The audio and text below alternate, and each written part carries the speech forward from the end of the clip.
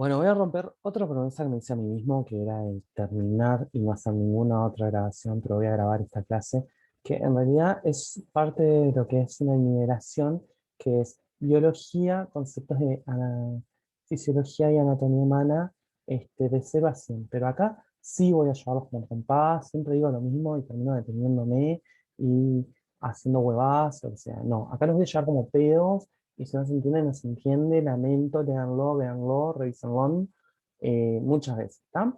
Primero, taxonomía. Taxonomía es la ciencia que estudia el orden o la jerarquización según la complejidad de las estructuras vivas, ¿está? De los organismos vivos. En este caso se presenta el ejemplo de el ser humano, que acá justo hay una foto de Trump que yo nunca me di cuenta, lamento por quienes tengan que ver esto, quienes sean simpatizantes de trans, vayan a su casa a pensar mucho en muchas cosas. Y bueno, y tenemos que, tenemos el dominio eucariota, reino animal, filo cordado, y también dentro del filo somos vertebrados, somos de la clase mamíferos, el orden primates, familia homínimos, género homo y especie sapiens sapiens, que significa pensador pensador. Aunque hay mucha gente que anda por ahí siendo solamente homo sapiens, ¿tá? Pero no me voy a meter en la vida privada de cada uno de ustedes. Luego tenemos los tres dominios.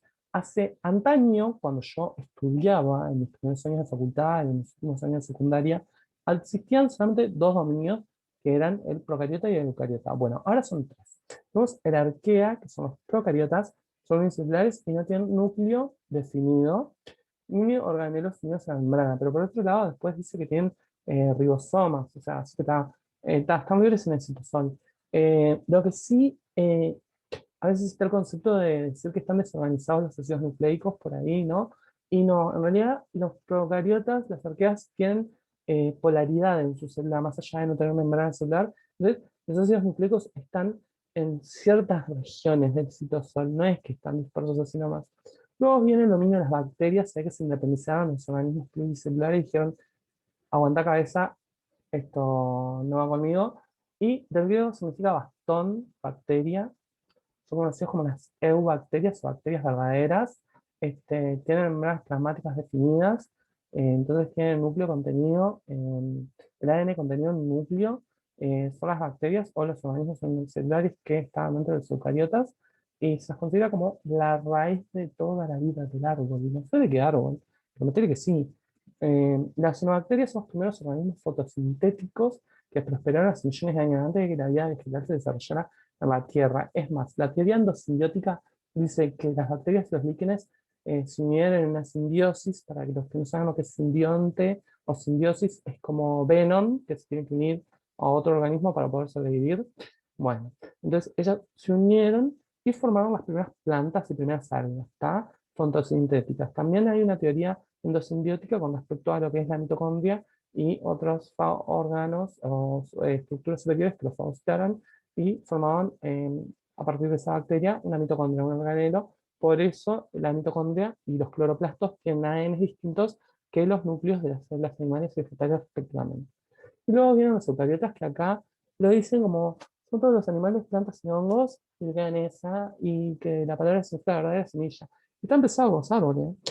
Yo definiría a los eucariotas más como aquellas estructuras o aquellos organismos vivos que tienen membranas citosólicas definidas y tienen sobre todo un núcleo definido separado del citosol eh, mediante una membrana eh, plasmática o una membrana, ¿ah? Que es una doble capa bilipídica, o sea que tiene cuatro fosfolípidos que forman esa bicapa, esa doble bicapa, en donde está contenido el ADN y a su vez tiene un compartimiento donde está el nucleolo que está el ADN compactado por la cromatina y las otras proteínas que compactan el ADN.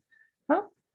Perfecto. Igual a fines prácticos se estudian como procariotas y eucariotas, donde vemos que las procariotas son unas 10 veces más chicas. Son unicelulares, no poseen organelos o poseen organelos primitivos, porque dice no poseen organelos, pero después dice que tienen ribosomas más pequeños. O sea, si tienen ribosomas, el ribosoma es un organelo, así que tienen organelos. El material genético es menos complejo, eso es verdad, no tiene núcleo. La división celular se da por fusión binaria y la reproducción es asexual. Y están representados por bacterias y arqueas. Las células eucariotas son más grandes, como ya dijimos, están conformadas por organismos unicelulares y pluricelulares, tienen organelos, tienen ribosomas de mayor tamaño. El material genético es más complejo, tenemos ADN que está comprendido en un núcleo, que está envuelto o conformado por una membrana. La división celular es más compleja. Y acá menciona la mitosis, pero la mitosis es para las células diploides, que son las células somáticas. O sea, en realidad el par sexual también es diploide, y se da por mitosis que se separa, pero esto es cuando queremos formar células diploides, células somáticas. Cuando queremos formar gametos, que son células haploides, lo que necesitamos es un proceso de meiosis. La mitosis es aquel proceso mediante una célula primitiva, por nuestra célula madre, para no confundir con las células que pueden diferenciarse en distintos tejidos. Nosotros partimos de una célula primitiva y tenemos dos células hijas que tienen la misma cantidad de información genética y son similares a la anterior. La meiosis es un proceso donde se da una primera fase de duplicación del material genético, como en la mitosis, que luego se separa para poder dar dos células hijas iguales, por eso hay que duplicar primero el material genético, y luego de esa de primera separación, que sería una falsa mitosis, se vuelve a dar una segunda separación, pero sin duplicación del material genético. Eso es para que formemos los gametos, que son células haploides, entiéndanse, espermatozoides y ovocitos, no óvulos. El óvulo es cuando ya está fecundado y ahí ya tenemos un feto ingeniero. Necesitamos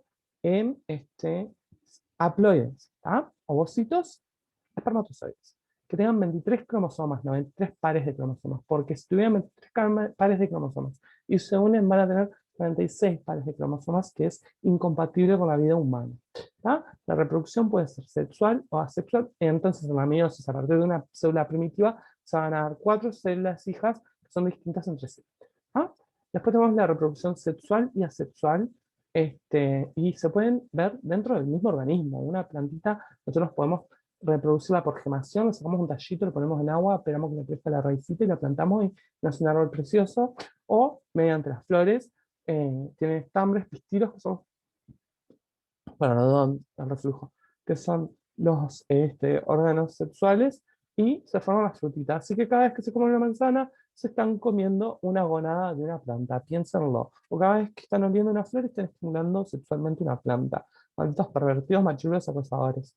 Y después tenemos que estar representados los animales, fungos, plantas, eso me parece el pedo, pero bueno, está. Acá tenemos los 5 reinos de los seres vivos.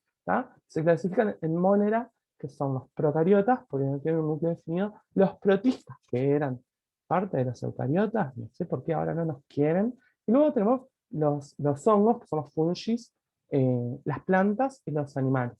Ahí lo de autótrofo y heterótrofo está bueno capaz de aclararlo. Autótrofo es que tiene la capacidad de formar su propio alimento, y heterótrofo es que no tiene la capacidad de formar su propio alimento. ¿Ah? Después tenemos lo que es planos anatómicos. Para estudiar un cuerpo, un organismo, necesitamos planos y ejes. No lo iba a hacer, pero lo voy a hacer porque mi condición me puede más. Es que necesitamos esto para topografiar y para dar reperes. Para topografiar es ubicar en el espacio a una estructura o un órgano. Y para topografiar algo necesitamos dar al menos 3 reperes. Y estos reperes se dan en función de los ejes corporales. Los ejes son el céfalo caudal, o sea, de arriba a abajo, el medio lateral o lateromedial, que va de hombro a hombro, siendo lateral las partes de los hombros y medial la parte del esternón o del medio del cuerpo, y el antero posterior, que si se lo tengo que explicar, uy, se vuelve el jardinero. Re malo. Esos son los ejes del cuerpo. Nosotros para dar un reper, que el reper es la forma de decirle a la referencia anatómica, necesitamos esos 3 ejes. Yo últimamente siempre estoy haciendo el mismo ejemplo que me voy a explicar a mí. Si yo quiero hacer una vía subclavia, tengo que dar 3 reperes. Entonces, en el eje antero-posterior voy a decir que es en la cara anterior. En el eje lateromedial voy a decir que es en la unión entre el tercio medio y el tercio interno de la clavícula. Y en el eje cefalocaudal voy a decir que es por el borde inferior. ¿Ese reper qué es? El reper de abordaje para hacer una vía venosa central subclavia. Por ahí yo, sobre el borde inferior, bien contra el hueso, bien sobre la clavícula, voy a ir metiendo la aguja hasta llegar a la vena subclavia. Eso es una forma de reperar algo. Puedo reperar un órgano, puedo reperar un hueso, puedo reperar un punto con una relevancia clínica, como ese ejemplo acá ahora, del punto de abordaje de la vía venosa subclavia. Luego tengo los planos anatómicos, son planos de corte para valorar estructuras y para hablar en un lenguaje universal. Tenemos 4 distintos planos de corte. Tenemos el plano sagital o vertical que nos divide en 2 mitades. Está una mitad derecha y una mitad izquierda. Acá dice simétrica, como que yo no estoy completamente para nada de acuerdo, porque los seres humanos no somos seres simétricos. Yo del lado derecho tengo un vaso y del lado izquierdo, no, al revés. Lo que pasa es que tengo un reverso situ totalis. No, yo del lado derecho tengo un hígado y del lado izquierdo tengo un vaso. Del lado izquierdo tengo un corazón, porque el corazón hacia la izquierda, la de izquierda hacia, ay, re zurdo, re tomado, ay, qué horrible.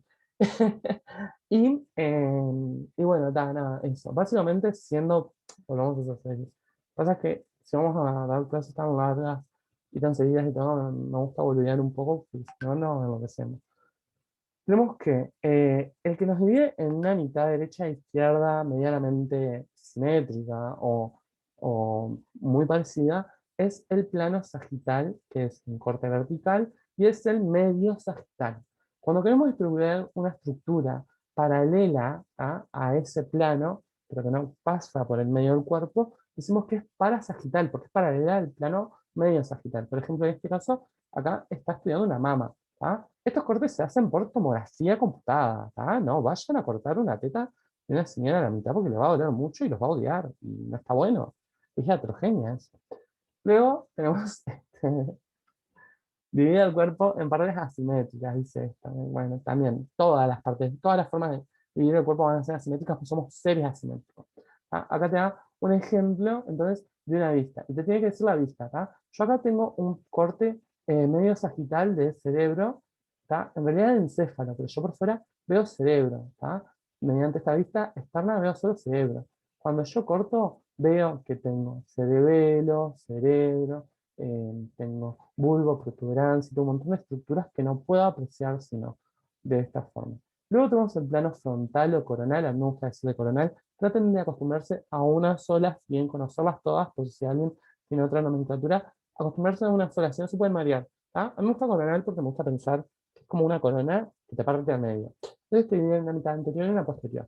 ¿Ah? Acá tenemos el ejemplo de un plano frontal y tenemos acá, por ejemplo, la vista es del hemisferio sí, del hemisferio cerebral derecho, ¿no? Pero lo que nosotros vamos a ver con el corte va a ser la cara interna de lo que es el encéfalo, el hemiencéfalo izquierdo, ¿tá? Acá nosotros tenemos el plano frontal que la vista externa va a ser de la cara anterior del cerebro, pero al cortar el plano frontal vamos a tener una vista interna de la cara posterior del encéfalo, donde también vamos a ver ventrículos laterales, cuerpos callosos, ganglios de la base, lóbulo de la ínsula, corteza, médula, está, todo. Y luego tenemos el plano transversal o u horizontal u axial que nos va a dividir entre una porción superior y una inferior. Acá, por ejemplo, tenemos una vista superior, ¿tá? Que la vista externa nos va a dar, por ejemplo, vamos a ver los parietales, los temporales, un poco frontal y un poco occipital, pero al levantar eso, vamos a tener una vista superior de lo que es la parte inferior del encéfalo, donde vamos a ver ventrículos laterales y tercer ventrículo, también vamos a ver sustancia gris, sustancia blanca, de los diferentes lóbulos, alguna estructura de los ganglios de la base y demás. Luego tenemos los cortes oblicuos, los planos oblicuos, que es en general las tomografías computadas, y ya no son más TAC, porque no es tomografía axial computada, es tomografía computada porque son multicortes y en diferentes direcciones. ¿Ah? El plano oblicuo nos sirve cuando queremos valorar una estructura a diferentes alturas. Entonces, lo que sucede ahí es que el corte se hace oblicuo y vemos como distintas alturas del corte. ¿Ah? Acá tenemos lo que son los ácidos nucleicos, si pasamos de un tema al otro como si nada, los ácidos nucleicos, donde tenemos el ARN y el ADN. Los ácidos nucleicos están formados básicamente por 3 cosas: bases nitrogenadas, un azúcar y grupo fosfato. El ARN está formado por una ribosa. Esta es la ribosa y por eso es ácido ribonucleico. El ADN está formado por la desoxirribosa, ¿tá? Por eso es ácido desoxirribonucleico. El ARN es una alfa hélice monocatenaria y las bases nitrogenadas son citosina y guanina, que son novias, van a siempre estar emparejadas, y adenina y uracilo. En el ADN vamos a tener una doble alfa hélice con las bases pareadas, ¿tá? Y las bases se van a parear siempre en el ADN y en el ARN entre citosina y guanina y adenina y timina, ¿tá? La timina se sustituye por el uracilo en el ADN. El azúcar es la desoxirribosa, no sé si lo dije, si no dije lo vuelvo a repetir. Si ya lo dije, lo vuelvo a repetir. Y supongamos que acá tenemos una adenina, acá vamos a tener una timina. Si tenemos una citosina, acá vamos a tener una guanina. Cada 3 bases que tengamos, vamos a tener un codón. Y cada codón va a ser traducido en un aminoácido. ¿Tá? Eso es importante, pero va para más adelante. Pero ya para que se queden con esa idea dando vueltas en la cabeza. ¿Tá? Acá tenemos ejemplos en este cuadro comparativo. No se los voy a leer, léanlo ustedes, si no se nos va a hacer eterno esto. Luego vienen los fosfolípidos. Los fosfolípidos tienen una cabeza polar que está dada por el grupo fosfato, que tiene un ion acá, que eso es lo que le da la polaridad. Tienen un grupo glicerol y tienen después 2 colas hidrofóbicas que están dadas por ácidos grasos. ¿Tá? En general es un ácido graso saturado, o sea, sin dobles enlaces, y uno insaturado con dobles enlaces. Esa insaturación genera una angulación espacial, lo que genera una mayor dificultad al pasaje de partículas de la membrana lipídica. ¿Ah? Esto es súper importante. Y como dije en teóricos anteriores, lo polar se asocia a lo polar y lo apolar se asocia a lo apolar. Entonces, las cabezas hidrofílicas se van a asociar entre ellas y las colas hidrofóbicas se van a asociar entre ellas. ¿Tá? Y así se va a formar la bicapa lipídica. ¿Tá? Con una, ¿tá? Después tenemos los distintos tipos de fosfolípidos, donde están los 4 grupos principales de fosfolípidos, que son la fosfatidiletoanolamina, la fosfatidilserina, la fosfatidilcolina y las piezas renales. Entonces, como decía, tenemos los fosfolípidos, los esteroles, o sea, el colesterol, que le va a dar la fluidez en la membrana. La membrana siempre se suele decir que es como un mosaico fluido, que no es una estructura rígida, y los glicolípidos, que son, eh, están unidos a azúcares. ¿Tá? Entonces, acá tenemos un esquema de la membrana celular muy esquemático, de verdad, porque eso, el esqueleto sería solo formado por los fosfolípidos. Tenemos las cabezas polares y las colas apolares, donde acá estaría el medio extracelular y el medio intracelular. Luego acá van a haber proteínas transmembranas, van a haber azúcares, van a haber un montón de cosas, colesteroles y demás que le van a dar esa estructura de mosaico fluido. ¿Ah? Luego viene, y por eso hice esta diapositiva ahora, porque vamos a tener una clase que van a ser estructuras celulares. Y capaz que ya para ir adentrando quería ir viendo esto, ¿tá? Tenemos la membrana celular, que es una membrana selectivamente permeable. Eso es importante porque las colas hidrofóbicas impiden el pasaje de iones, ¿tá? Que son solubles en agua, porque son rechazados por las colas hidrofóbicas. Entonces, la membrana lipídica tiene una función estructural, por un lado, y por otro lado, de permeabilidad selectiva, ¿tá? No pasa cualquier cosa, ¿tá? Pasa lo que se permite que pase. Tenemos el retículo endoplásmico rugoso, que se llama, que es rugoso porque está tapado de ribosomas y tiene su función, es más que nada la síntesis de proteínas como glándulas endócrinas y exócrinas. Endócrinas son aquellas que se liberan al torrente sanguíneo, exócrinas son aquellas glándulas que se liberan a cavidades como el estómago, como el intestino, como el duodeno, o al exterior, como las glándulas odíparas. Luego tenemos el retículo endoplásmico liso, que tiene que ver más que nada con lo que son las grasas, los aceites, los lípidos, y tiene que ver un sitio para las reacciones enzimáticas en la producción de activación de hormonas esteroideas, o sea, lípidos, esteroides, como un sitio también para el almacenamiento de calcio en el músculo esquelético estriado, que eso más adelante lo van a ver cuando vean locomotor, cuando vean histología en CS3 o CS2, que hay un mecanismo de liberación de calcio estimulada por calcio, ¿tá? Por receptores de reanodina y demás. Luego tenemos el aparato de Golgi, que el aparato de Golgi tiene que ver con la producción de componentes citoplasmáticos, citoplasmáticos, ¿tá? El citosol también es un organelo y es todo lo que está dentro de la célula que no es organelo.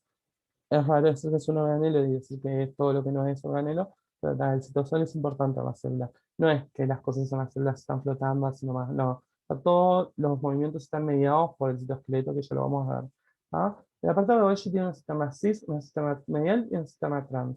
Y tiene una relevancia importancia en lo que es el transporte mediado por vesículas cuyas vesículas están silenciadas por proteínas de superficie que son las COP1, COP2 y clatrinas. ¿Tá? Y ahí van desde el núcleo o de los retículos endoplásmicos rugosos o de los retículos endoplásmicos lisos y se dan procesos de formación de, por ejemplo, sustancias que se procesan para formar lisosomas, vesículas secretoras y componentes citoplasmáticos. ¿Tá? A veces lo que sucede ahí es que se terminan de doblar, algunas proteínas se terminan de configurar o se van directamente, nos sirven y se van a los lisosomas a ser degradados. Los lisosomas constituyen el aparato digestivo intracelular, lo que permite que la célula digiera estructuras celulares dañadas o partículas de alimentos que sean ingeridos o sustancias no deseadas como las bacterias. También hay enfermedades autoinmunes en donde las enzimas lisosomales se activan y degradan, lisan la célula. Eso no está bueno y da. Tenemos los peroxisomas, que lo que hacen es eliminar el hidrógeno molecular que oxida la molécula y forma peróxido de hidrógeno, más conocida como agua oxigenada. Esto es un gran agente bactericida. Luego tenemos las mitocondrias, que son el motor de la célula. ¿Tá? Es donde se producen el ciclo de Krebs y la fosforilación oxidativa. Y la fosforilación oxidativa es el verdadero mecanismo de respiración. ¿Tá? Es la respiración celular, donde se consume oxígeno y se libera dióxido de carbono y ATP, adenosín trifosfático. Así que de ahora en más se sacan de la cabeza de que respiramos por los pulmones. Por los pulmones ventilamos y hay un intercambio gaseoso a nivel alveolo vesicular por diferencias de presiones parciales de gases. Está en donde se expulsa CO2 y se absorbe oxígeno. Pero en la mitocondria es donde se da la respiración celular, ¿tá? Y es donde se produce la energía. La energía a partir de los glúcidos se produce por la glucólisis en el citosol y, y a partir de esos productos de la glucólisis se da el ciclo de Krebs a nivel mitocondrial y la fosforilación oxidativa, que es la que tiene mayor relevancia a la hora de aporte energético en cantidad de ATP generado. Los centrosomas que forman el uso mitótico, o sea que los cromosomas son como un dedito, pero cuando están en la mitosis forman una cruz. Cuando el centrosoma se une en el medio y se une a una punta de la célula. ¿Tá? Eso hace un centrosoma y el otro centrosoma hace lo mismo. Eso lo que hace es formar usos, que son como linitas así, y que hacen que se cinchen, ¿tá? Para que ese cromosoma se separe y tenga la mitad del material genético. Porque ahí estuvo la fase de duplicación, acuérdense. Entonces, ese gen tiene el doble de información genética que la que debería. Entonces, al romperse, tiene la que tiene que tener. ¿Tá? Y así se da la mitosis para que tengan la información genética necesaria. Luego tenemos los ribosomas que participan en la síntesis de proteínas, pueden estar unidos al retículo endoplásmico rugoso o pueden estar libres en el citosol. Tenemos los microtúbulos, los microfilamentos, que junto con los filamentos de actina también son las tres estructuras que forman el citoesqueleto y apoyan el citoplasma y ayudan al transporte de moléculas orgánicas. Como les dije, no hay movimientos azarosos en la célula. Y luego tenemos el núcleo, que es el órgano que contiene el ADN de una célula, donde sus genes codifican para la producción de la cadena polipeptídica específica, mediante, como les dije, cada codón, cada tres bases nitrogenadas, o sea, no se lo dije, se lo digo ahora, produce un aminoácido. Luego tres codones más producen otro aminoácido, así sucesivamente. Y además el ADN es quien codifica el genotipo. Y el genotipo, a través de la expresión de los genes que hay, es lo que traduce en el fenotipo. El fenotipo es la información genética que tenemos, el fenotipo es lo que vemos a partir de esa información genética. O sea, si tenemos ojos negros, ojos claros, mi pelo blanco natural, todas esas cosas. Acá tenemos un cuadro que es al pedo, pero me parece importante en algún momento capaz, para ver las diferencias entre célula animal y vegetal. No leémoslo. Acá tenemos más de lo mismo, léanlo, los ambos se los acabo de explicar, me dediqué bastante tiempo.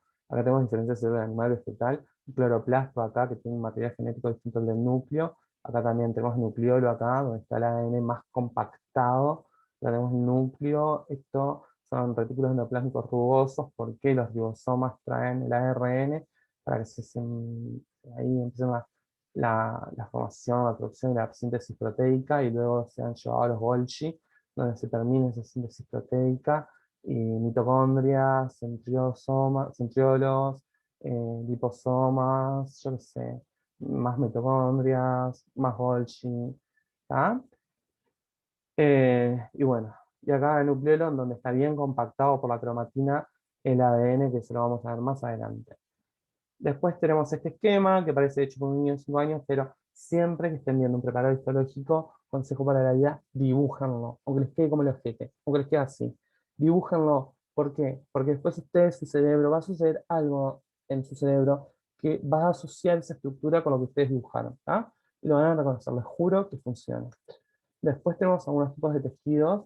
No me quise detener porque en realidad esto es más para CSC2, que van a tener histología más a fondo, pero para nombrar algunos, tenemos que me pareció importante, es que del ectodermo sale el sistema nervioso de la piel, que del mesodermo salen los músculos esqueléticos, los riñones, los músculos esqueléticos, no, los músculos en general, esquelético, cardíaco y liso, y los aparatos reproductores, eso es de antaño, urogenital, porque los seres humanos tenemos a nivel de la pelvis funciones reproductoras, funciones de eh, sexo por placer y funciones de excreción de orina, ¿tá? Después del endodermo tenemos la producción de las glándulas endocrinas, los pulmones, el sistema digestivo, que es todo el tubo digestivo, es todo lo que da de la boca al ano, y las glándulas anexas del sistema digestivo, como es el hígado, ¿tá? Acá tenemos otro ejemplo, ¿tá? De lo que es epiblasto, lo que es ectodermo, mesodermo y endodermo.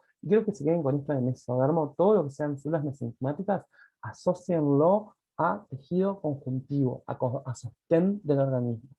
Acá tenemos un esquema del desarrollo embrionario, ¿tá? Nuestra ley tiene, la ley, nuestro sistema legal está la falsa creencia de que el aborto es legal. El aborto no es legal, está en el Código Penal uruguayo como un delito. Está despenalizada la interrupción voluntaria del embarazo, que es otra cosa, dentro del marco normativo de la ley 18.987, ¿tá? Que permite la interrupción del embarazo hasta las 12 semanas más 6 días, o sea, hasta acá.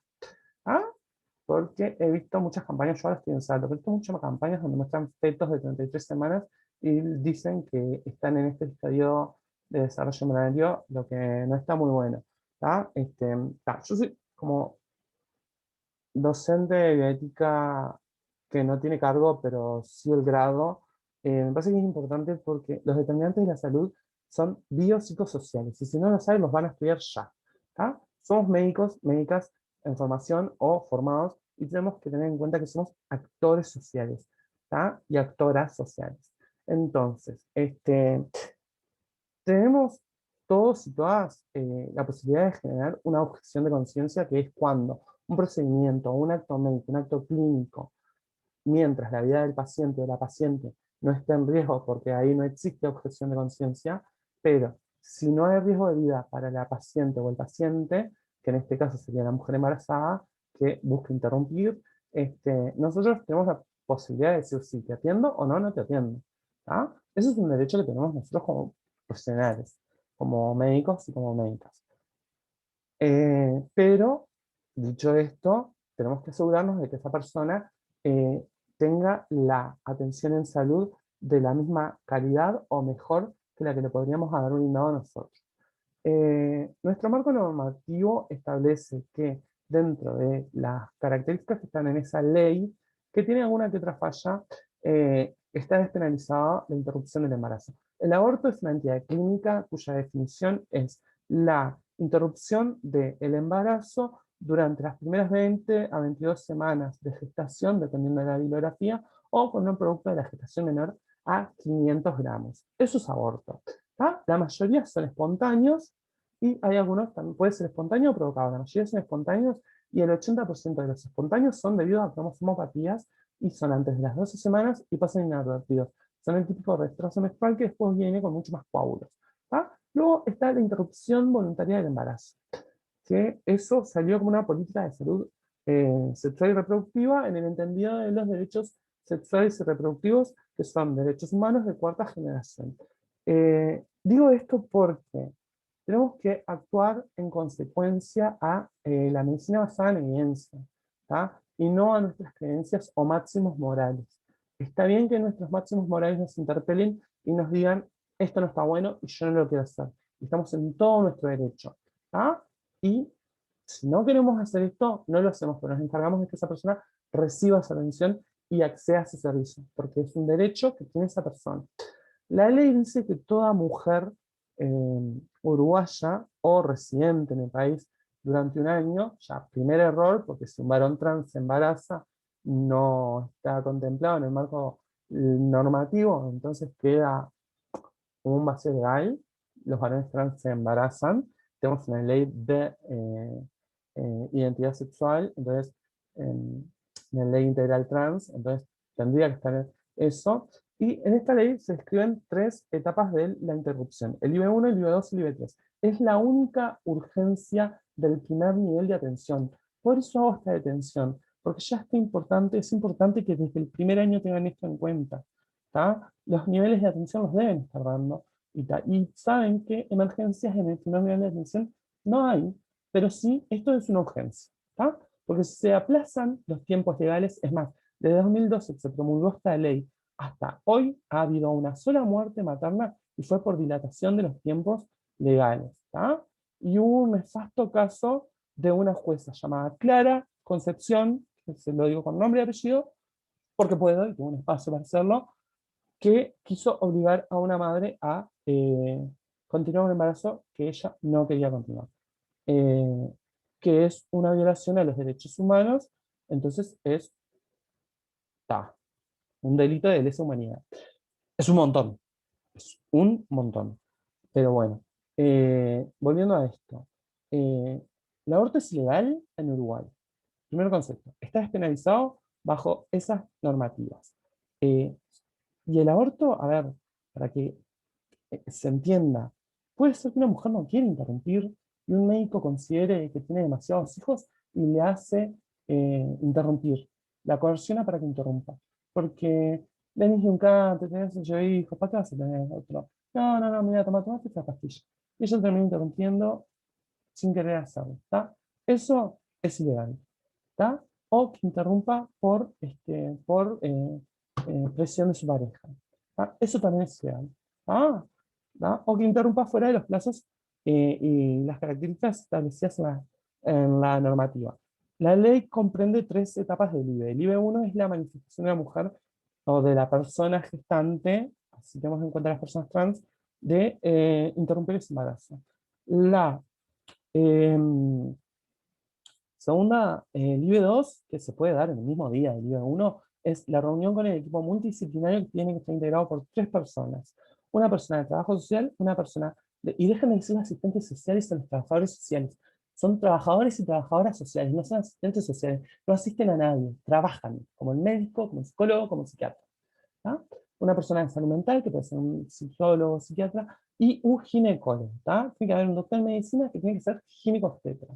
Eso es otro fail, porque no todos los centros de primer nivel cuentan con ginecotocotología.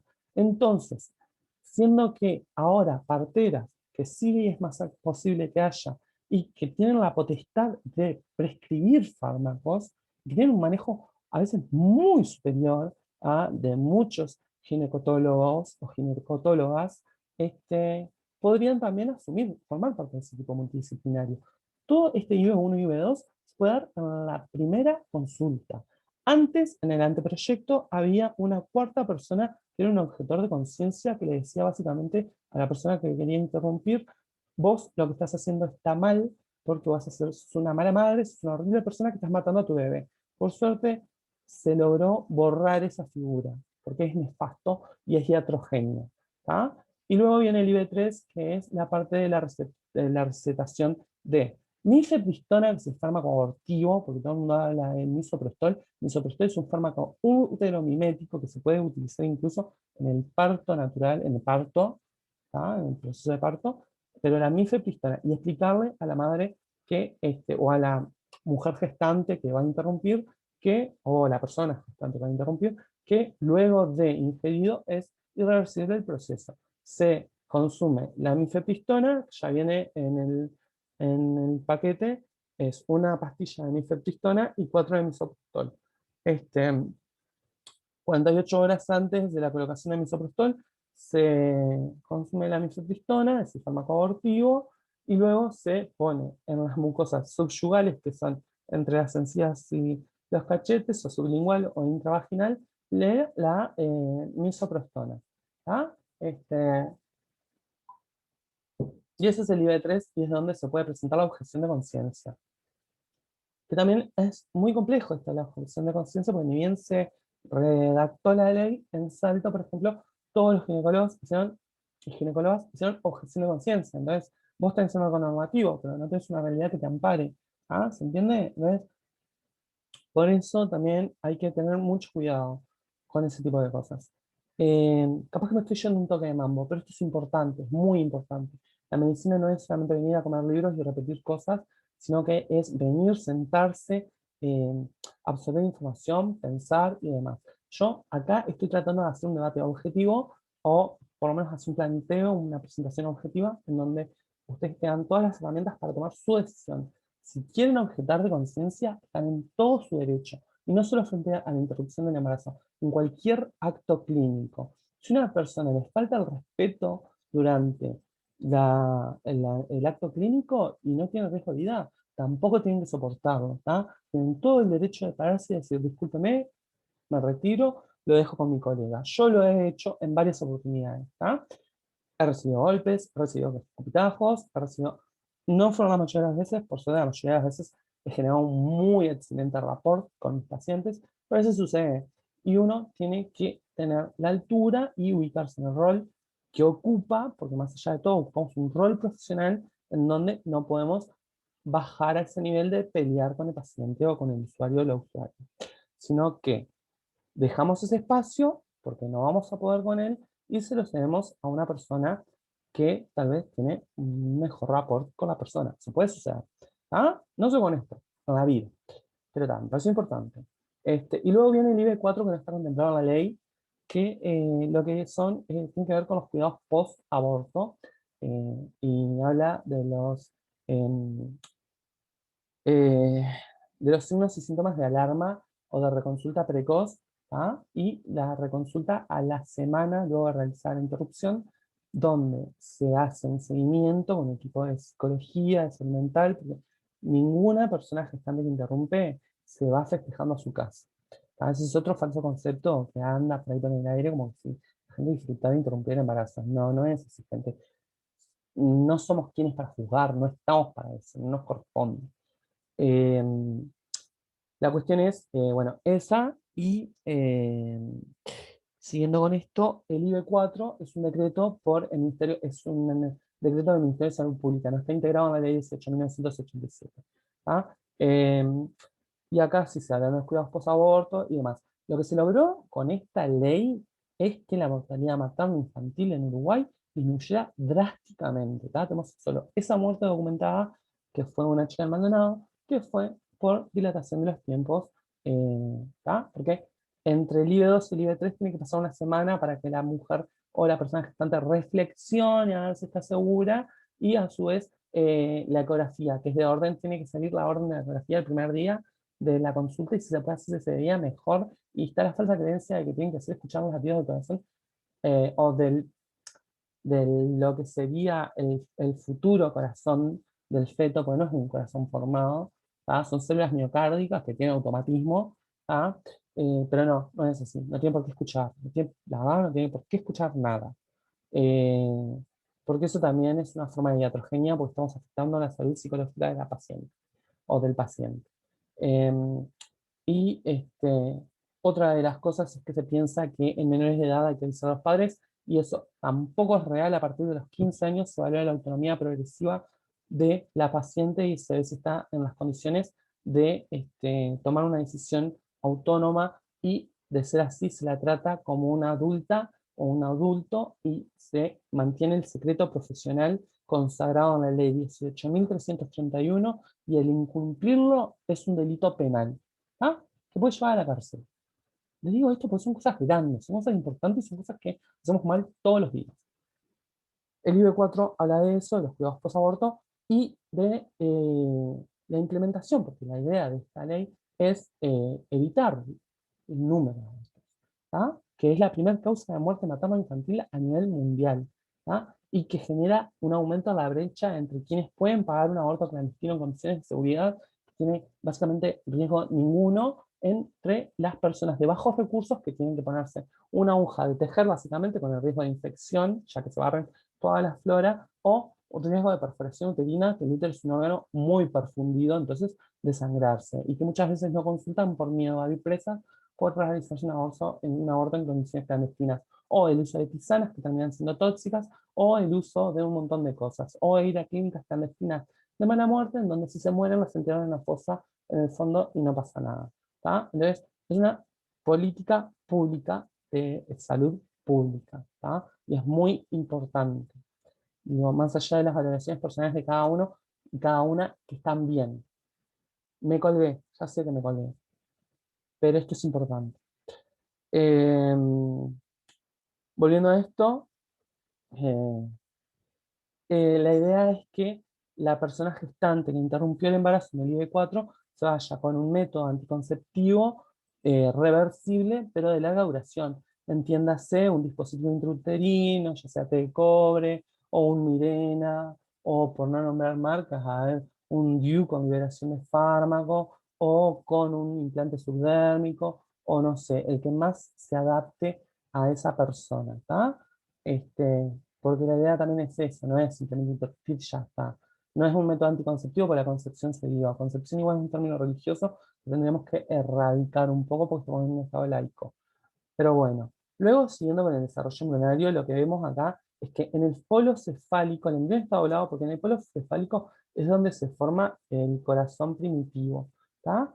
Que luego se introduce en la cavidad torácica, ¿tá? Y queda el corazón en la cavidad torácica.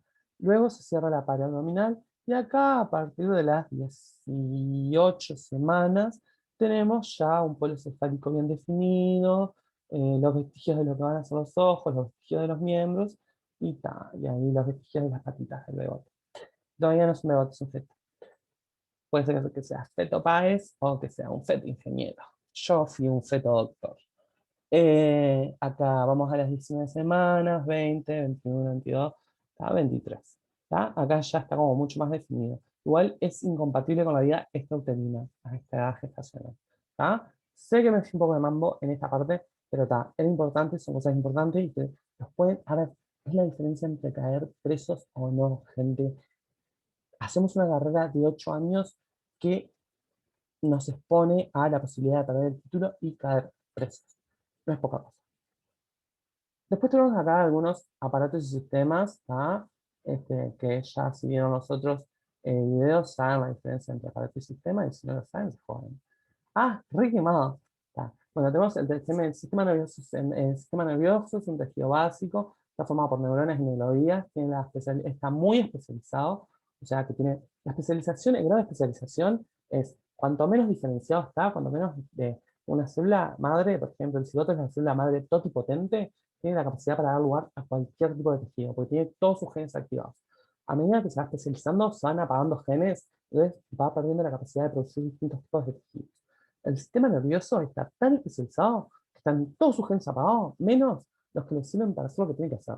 ¿Tá? Y tiene las propiedades de irritabilidad o excitabilidad, dependiendo de la bibliografía, y la conductividad, que es la capacidad de conducir ese estímulo que genera. Acá tenemos una neurona tipo, que es una motoneurona, donde tenemos la vía aferente, que son las dendritas, ¿tá? Que llegan al soma, que es lo sinónimo de cuerpo, luego al cono axónico. Por acá llegan distintas corrientes que pueden ser ya supraumbral de entrada o se van sumando hasta llegar al cono axónico y llegar al umbral y disparar un potencial de acción que es todo o nada, pero eso lo vamos a ver más adelante. Y luego viene el axón, que es por donde se transmite el potencial de acción, y acá tenemos vainas de mielina, que lo que hacen es, digamos, acelerar o aumentar la velocidad de la transmisión, porque el estímulo salta de no de Ranvier, donde hay mayor concentración de canales de sodio, y potasio, y llegan a los botones terminales, en donde el cambio de polaridad abre canales de calcio que liberan las vesículas con neurotransmisores del espacio sináptico. Concepto grande, la sinapsis es un espacio, no un proceso. ¿Tá? Y acá esto hace una sinapsis química, entonces vamos a tener una neurona presináptica y una postsináptica.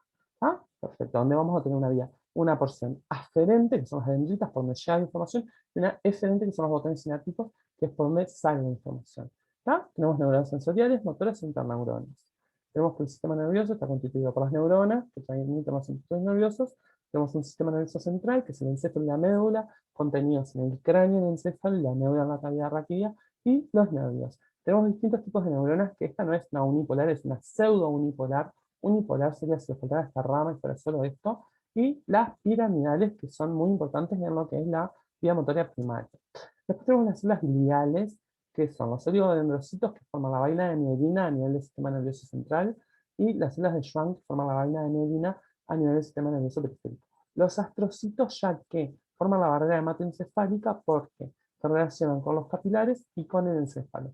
El encéfalo tiene poca tolerancia a la isquemia. La isquemia es el bajo tenor de oxígeno, pero a su vez la sangre es muy irritante del sistema nervioso central. Entonces, el astrocito hace intermediario llevando el oxígeno y los nutrientes y los desechos y haciendo ese intercambio. Y luego tenemos la microglía, que es como los fagocitos de la defensa del sistema nervioso central. Cuando llega algún agente patógeno, la microglía ataca. Y luego las células animalias que recubren eh, las meninges las coberturas, y lo que hacen es liberar y reabsorber el líquido cefalorraquídeo, en donde se flota el encéfalo y la médula espinal. Acá tenemos este cuadrito precioso que lo van a leer ustedes. Acá tenemos la diferencia entre sinapsis química y eléctrica, que quien hizo este cuadro no sabía nada y puso al revés todo, por eso yo lo cambié. Y tenemos que la distancia entre la membrana pre y postsináptica es de 3,5 nanómetros en la eléctrica, y esta distancia está dada por unos cachitos de canales que hay entre las distintas membranas que hay. Hay continuidad en el citoplasma pre y postsináptico, y los canales intercelulares comunicantes son los componentes ultraestructurales. ¿Está? Esos cachitos de canales que quedan ahí separando son los que forman 3,5 nanómetros. El agente transmisor es una corriente iónica, y la memoria sináptica es prácticamente ausente. Y esta información es bidireccional, puede ir tanto para un lado como para el otro. Luego tenemos las sinapsis químicas, que tienen un espacio de 20 a 40 nanómetros. No hay una continuidad en el citoplasma. La neurona postsináptica tiene su citoplasma, y la presináptica su citoplasma. Los componentes son vesículas y zonas activas presinápticas y receptores postsinápticos. Y una cosa importante, los receptores postsinápticos tienen que ser específicos para el neurotransmisor que se libera. Porque si yo no tengo receptores GABAérgicos o nicotínicos en la neurona postsináptica, más que yo libere millones de GABA, si no hay un receptor, no me la va a estimular en la neurona. Entonces, eso es más para adelante, no importa. El agente transmisor es un transmisor químico, y la demanda sináptica es por lo menos de 0,3 segundos. En general, es entre 1 y 5 milisegundos. Y es unidireccional, es de la pre a la postsináptica. Luego tenemos el sistema circulatorio, en donde tenemos el sistema circulatorio. Las arterias llevan sangre venosa oxigenada, las venas llevan sangre venosa con poco oxígeno. Luego el sistema linfático, que lleva linfa. Por acá también se forman, tenemos los linfonodos, el timo y el vaso, que es donde maduran los linfocitos T, que son la defensa celular. Sobre todo los TCD4 son importantes, que son quienes son afectados por el virus de la inmunodeficiencia humana, que son quienes atacan a la CD4, a los virus que se meten al cuerpo. Y los linfocitos B son aquellos que forman las inmunoglobulinas, que son las defensas humorales, los anticuerpos. Tenemos inmunoglobulina G y D, que son la defensa innata. La inmunoglobulina G, que es la que genera la defensa también instantánea y de memoria. Tenemos la inmunoglobulina E, que es para las reacciones alérgicas y para los parásitos, y la inmunoglobulina A, que se encuentra en las mucosas. Y luego tenemos que el sistema circulatorio está. Las arterias tienen gran cantidad de oxígeno, y las venas poca cantidad de oxígeno. Y llegan al corazón, que en realidad tenemos dos corazones, uno derecho, uno izquierdo. Al corazón derecho llegan las venas cavas, que tienen poco oxígeno. Ese llega a la aurícula derecha. Y la aurícula derecha pasa en el ventrículo derecho. Del ventrículo izquierdo, por las venas pulmonares, van a los pulmones, que son las arterias pulmonares, son las únicas arterias que tienen poco tenor de oxígeno. A nivel del oxígeno de los pulmones, hay un intercambio gaseoso por diferencia de presiones y se intercambia el CO2 por oxígeno. Entonces esa sangre queda oxigenada. A través de las venas pulmonares llegan a la aurícula izquierda, al corazón izquierdo, que son las únicas venas que tienen sangre rica en oxígeno. Esa sangre pasa a la aurícula izquierda, de la aurícula izquierda al ventrículo izquierdo y del ventrículo izquierdo a la circulación sistémica. Entonces, el corazón derecho corresponde a la circulación menor y el corazón izquierdo corresponde a la circulación mayor. ¿Ah? Bueno, tenemos que el tejido sanguíneo transporta gases respiratorios, nutrientes, sustancias reguladoras como hormonas y neurotransmisores, desechos orgánicos que son eliminados por la orina, que yo necesito eliminar algunos ya. La termorregulación, la sangre está a 37 grados y por vasodilatación o vasoconstricción regula un poco la temperatura corporal y el transporte de medicamentos. Acá también me pareció que no estaba bien la proporción, entonces lo cambié. Tenemos que el plasma, la sangre es un tejido conjuntivo, está formado por 55% de plasma y 45% de elementos forma. Aproximadamente un 10% son glóbulos blancos. Pero eso depende porque en una infección aguda los glóbulos blancos crecen. Tenemos distintos tipos de glóbulos blancos y los dividimos en la línea linfoide y la línea mieloide. En la línea linfoide tenemos linfocitos T y B. Y en la línea mieloide tenemos los monocitos y los polimorfos nucleares. Dentro de los monocitos tenemos el monocito propiamente dicho, que cuando nos hacemos un tatuaje, lo que pasa es que el monocito viene, se come la tinta, se muere y queda ahí. ¿Tá? El monocito puede madurar y formarse en macrófago, que se comen los bichitos. Después tenemos los polimorfonucleares, que tienen un núcleo solo, pero es multilobulado. Tenemos los neutrófilos, sobre todo aumentan en las infecciones bacterianas, son como los primeros en aumentar. Después tenemos los eosinófilos que tienen estos granitos que se tienen de rosado, son básicos, por eso tienen afinidad por las funciones ácidas. Y los basófilos que tienen granitos ácidos, por eso tienen afinidad por las funciones básicas. Tenemos las plaquetas, que son las que forman la hemostasis, o sea, forman los coágulos, y son pedacitos de células más grandes que son los megacariocitos. Y los eritrocitos, que son los glóbulos rojos, que dan el color a la sangre y tienen la hemoglobina que transporta el oxígeno y sustancias de desecho. Acá tenemos una esquemita, acá ya lo hablamos. El sistema endocrino del cuerpo pineal es la epífisis, que tiene que ver con el desarrollo de caracteres sexuales secundarios. El hipotálamo y pituitario es hipófisis. Para nosotros, el eje hipotálamo-hipófisis es súper importante porque regula todo el resto de las hormonas. Luego tenemos las hormonas tiroideas, paratiroideas y demás. Acá tenemos las glándulas, tejido adiposo, que el blanco produce leptina, que tiene que ver con la saciedad, tiene una función apócrina, endocrina y autócrina. Endocrina es a distancia, apócrina es ahí a la vuelta y autócrina es sobre sí misma. Y luego el adiposo pardo, que es más de la vida fetal, que tiene que ver con la termorregulación y también el aporte energético, tiene muchas mitocondrias. El blanco tiene un núcleo excéntrico y tiene una sola vesícula llena de triglicéridos, mientras que el marrón tiene pocas vesículas y muchas mitocondrias.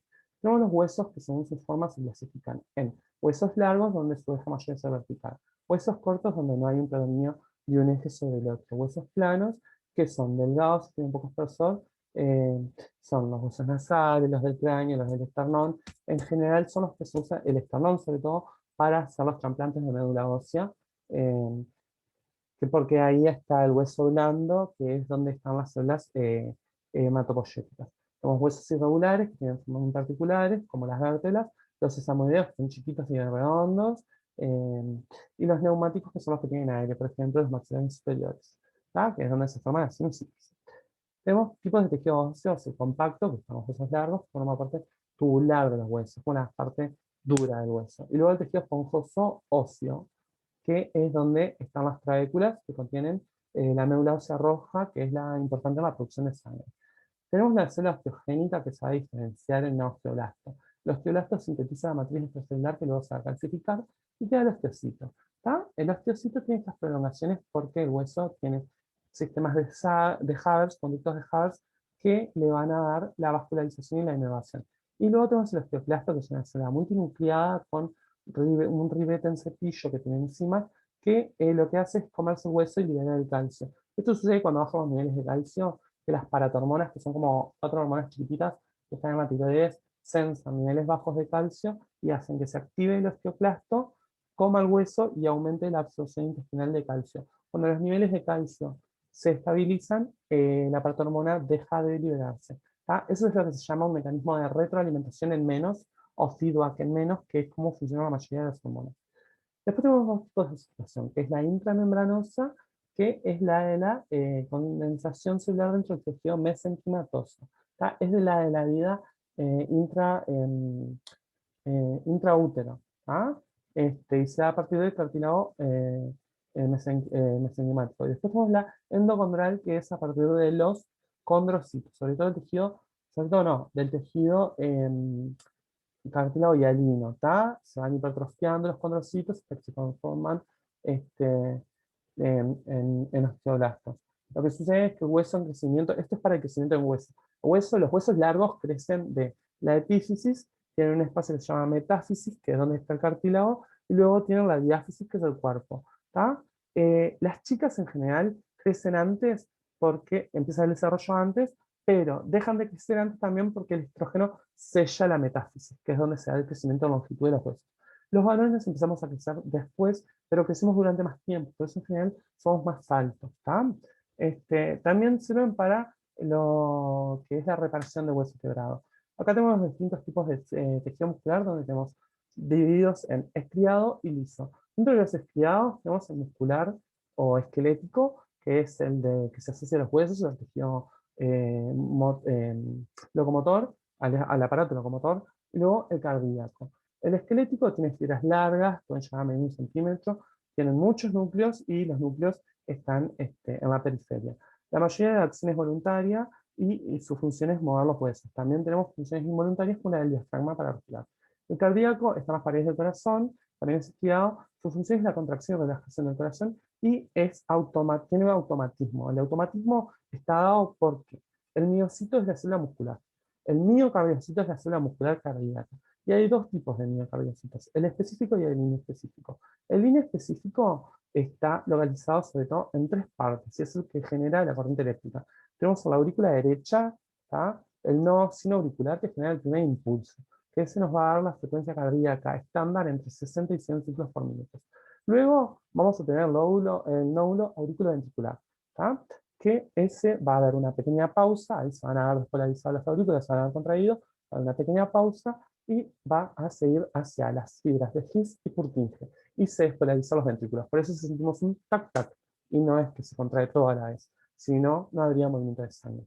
Esa pausa es necesaria para que se vacíen las aurículas y se llenen los ventrículos. Luego tenemos el tejido liso, que es involuntario y estabilizan estructuras y producen movimiento de material en su interior, los movimientos peristálticos. También tenemos folículos pilosos o piloerectores, que hacen que se separan los pelitos y ponen la piel de gallina y evitan la pérdida de calor. Este es un poco más de lo que son los músculos, si quieren parar y nos leen, acá tenemos un esquema. Y acá tenemos los tipos de cartílagos. Como les decía, en otros lugares, la celularidad no siempre, o sea, los tejidos no siempre implican un aumento de la celularidad. A veces hay más matriz extracelular que células en sí mismas. Entonces tenemos que los tipos de cartílagos son el hialino, que contiene colágeno tipo 2 en su matriz, y es el más abundante del organismo y tiene muchas funciones. Tenemos que tener muchas células. ¿Tá? Luego tenemos el cartílago elástico, que también tiene colágeno tipo 2 y fibras elásticas, ¿tá? En la matriz. Proporciona más flexibilidad. Y el fibrocartílago tiene fibras elásticas de colágeno, fibras de colágeno tipo 1 son más densas y gruesas, porque necesitan soportar fuerzas de tensión considerables, ya están en los discos intervertebrales. Acá tenemos cartílagos hialinos, superficies articulares, porque dan el crecimiento de longitud, los elásticos, el cartílago elástico, que estamos en orejas, por ejemplo, el fibroso son los discos intervertebrales. Acá tenemos la piel, el tejido epitelial, que se puede definir o clasificar en función de su forma. Si la célula es chata, es plana. Si la célula tiene forma de dado, es cúbico. Si tiene forma de alta, es cilíndrica. Y si todas parten de la lámina basal y son como cilíndricas, pero no todas llegan a la superficie, es pseudoestratificado. Luego, en función del número de capas, podemos decir que es simple si tiene una sola capa, o estratificado si tiene más de una capa. ¿Tá?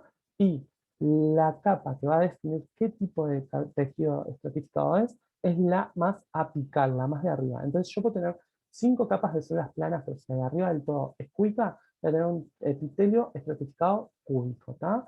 O si no, un epitelio estratificado plano o un epitelio estratificado cilíndrico. Acá tenemos, por ejemplo, el pseudoestratificado, que en realidad es un tejido simple, pero pareciera estratificado. El estratificado, este sería un estratificado cúbico, y un epitelio estratificado simple. Y acá según su forma, plano, cúbico, cilíndrico.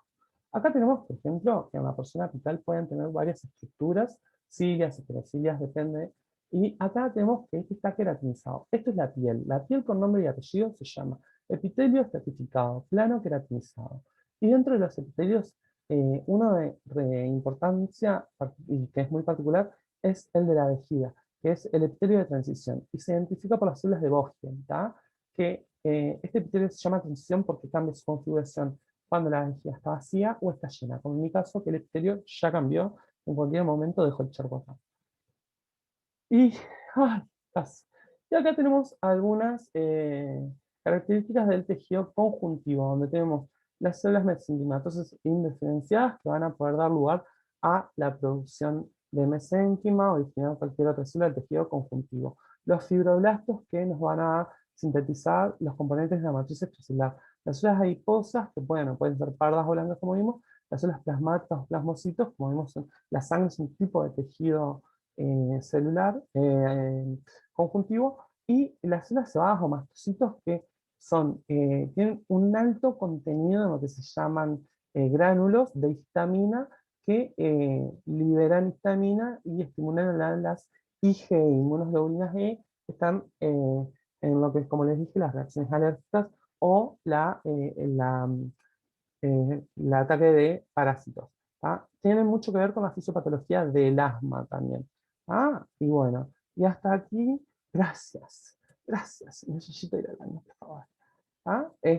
Bueno, espero que les haya servido. Cualquier consulta a las órdenes. Y ahora sí, no voy a hacer más videos por hoy.